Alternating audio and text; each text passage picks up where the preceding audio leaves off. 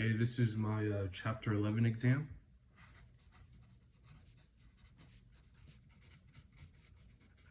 And we're going to start off with part A. A uniform plank 8 meters in length with a mass 75 kilograms is supported at 2 points located 1 meter and 5 meter respectively. From the left hand end, what is the maximum additional mass you can place on the right hand end of the plank and have the plank still be at rest? Have the plank still be at rest? Okay, yeah. Okay. So basically we have to find the maximum additional mass which can be placed on the right hand end of the plank and have the plank still be at rest. So what we're gonna do is we're gonna do a diagram.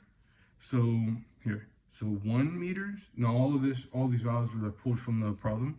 1 meter, like this, and 5 meters. 5 meters should be sort of like this. This, and then we got 3 meters, and then so we have a big line right here. Going down is MG, and then this is B, and then still going down is MG, and then this is A, and then this is 4 meters. Okay, so we know meters equals 75.0 kilograms, and then L equals 8 meters. Yeah, length L equals 8 meters. 8 meters. Okay, so now let M be the mass placed at the right end. So from the equilibrium point B, it's right here. So what we're gonna do is that we're gonna pull from over here, right here, and we're gonna kind of set that up. So 3 mg minus 1 mg equals 0. Turning this into a fraction, we get m equals m over 3. Okay, and then plugging in our values that we know that m equals 75, so we'll do 75.0 over 3, and that should equal 25.0 kilograms. And also, this example was in 11.1. A lot of it was modeled in 11.1. So the answer would be 25.0 kilograms, and that's your answer for part A. Now for part B, let's go down. For part B, a bowling ball, which we can regard as a uniform sphere, has a mass of 5.44 kilograms and diameter of 0.21 meters. The baseball has a mass of 0.124 kilograms. If you connect these two balls with a lightweight rod, what must be the distance between the center of the bowling ball and the center of the baseball so that the system of the two balls and the rod will be balanced at the point where the rod touches the surface of the bowling ball? Express your answers with the appropriate units. Okay, so this question can be solved by using the equation 11.4 in section 11.2. So 11.4 in section 11.2. But first, we're just going to list out the values real quick. So equals 5.4 kilograms. M2 equals 0.145 kilograms, and then R1 equals D over 2 equals 0.216, and it will divide this. Remember, this is all in the equation. All in the problem, and I divide this, and we get 0.108 meters. So M1 equals 5.44, M2 equals 0.145, and R1 equals 0.108. So the equation, like I stated earlier, from 11.4 in section 11.2 is M1 R1 minus M2 R2 equals 0. So basically, we already have our values in, so we're just going to plug in. So we know 5.99 times 0.108, which is this right here, minus 0.145, which is M2, over K minus 0.108. And just solving this, Here I could get the calculator out and solve some of this. 5.99 times 0.108 equals 0.64692 minus 0.155, and then plus 0.108. Okay, so solving this, our answer is going to be 4.16 meters, and that is the answer. So basically what we did was we used the equation 11.4 in section 11.2, list out the values, and basically just plugged it in and solved it. And yeah, that is your answer for part B. Now for part C, okay, so for part C, let me scroll down for you. 3 small objects are arranged along a uniform rod of mass m, length L. One of the mass m at the length and one of the mass m at the center, and one of the mass 2 meters at the right. Okay, how far to the left of the rod center should you place the support that the rod with the attached objects will balance there? Okay, so yeah.